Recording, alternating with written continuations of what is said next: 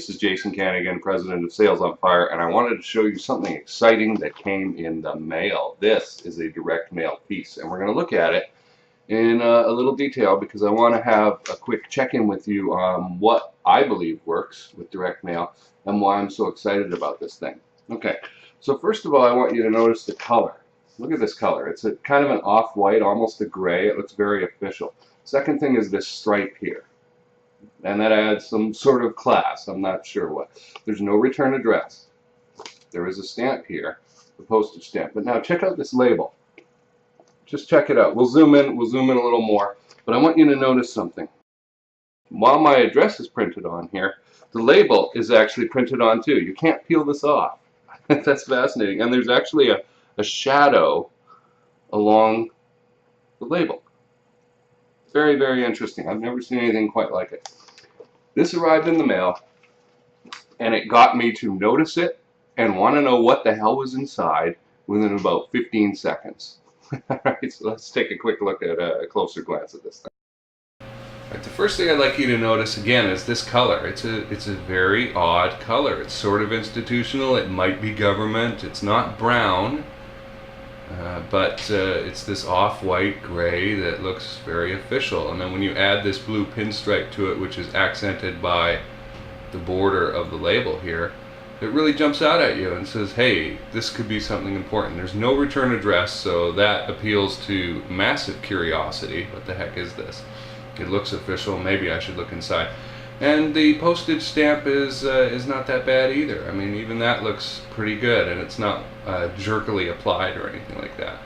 Now, what I like about what they did here with the label is, first of all, this started off white, this whole envelope, and everything here you see was printed onto it, the stripe, the gray background, and the border for the label. And the label, the original color of the bright white, was just left there, and so you can't peel this off. And notice this second border level, this shadow here, this drop shadow. That's pretty cool and a neat idea, and it certainly caught my eye.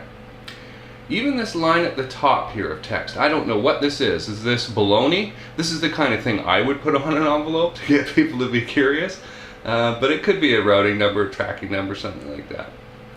And then the address, and then the instruction for the postal service. Is the postal service going to obey? I don't know, but it certainly adds to the idea that whatever in here is valuable, and you would better take a look at it if you're the receiver. So the question is, how can you apply this in the real world, in your business? And obviously, if you send direct mail, you could copy this sort of thing. Inside, by the way, was I belong to the AAA, the motor association that helps you when your car breaks down, and it's a thing for life insurance. There's a standard 3-piece package inside. It's not too bad, but the exterior is what I wanted to explore in this video, because getting someone to open the envelope is the key, okay, in life, in selling. If you can't start that conversation, you don't have the basis of a sale. If I don't open this envelope, it doesn't matter how great the content is inside, right? If you don't open this mail piece, you don't get to see what's inside. And so the writing could be beautiful, the graphics in there could be amazing, but it just doesn't matter if you don't open the darn envelope.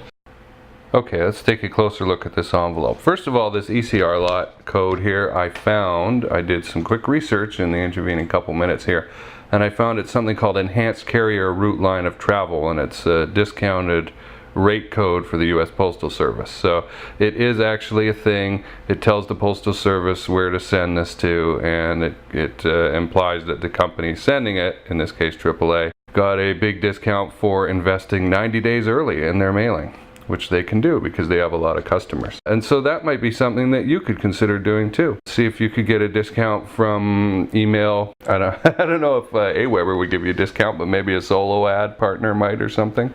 When we look at the address as a whole, let's look at this address box here. Everybody says personalize, right? Let's personalize the message. Well, this was barely personalized. All it had was my name on it and my address, and that's about the bare minimum, isn't it? All right, so the point here is if you can get into your customer's email box, it doesn't really have to be that personalized. But the border here and the colors and all that make it look official. Let's look at the colors actually. It's not bright, really. It's not very friendly, is it? They've gone for classy rather than goofy, and the result is it looks official. It looks like something that could possibly be a government document. And so it is addressed to me. It's got that bare minimum personalization on it, but I feel compelled to open it because I don't know what I'm missing. Now, for calls to action on a website or in a video or in an email, check out this Postal Service, please fold carefully to fit in mailbox. What is the Postal Service actually going to do, right? Are they gonna go, well, I guess this doesn't fit in the mailbox the way it is, let's just drop it on the ground in front of them? No. They're gonna put it in the mailbox, right? So they don't need to be told that. At least I hope not. But it makes you think. What this is a instruction to a third-party delivery service that third party really doesn't care about and is actually going to probably sneer at it or at least ignore it. And the idea is to change your impression of it. It again implies that there's value inside to you. The message is not actually for the Postal Service. So you could use a warning on your website, maybe a warning on a video that somebody's about to watch, and you can word the warning to somebody who's not a member of your target market, but who is an authority that might be looking at it. Think about that. This is spinning, right? It's a kind of mental spinning here. The warning on that website will guide the behavior of your prospect, your visitor, even though it's not directed at them specifically. It's interesting. It's sending it to a third party, but you're still receiving the message. Huh. It was folded carefully to fit in my mailbox. It must be valuable, right? Think about these things.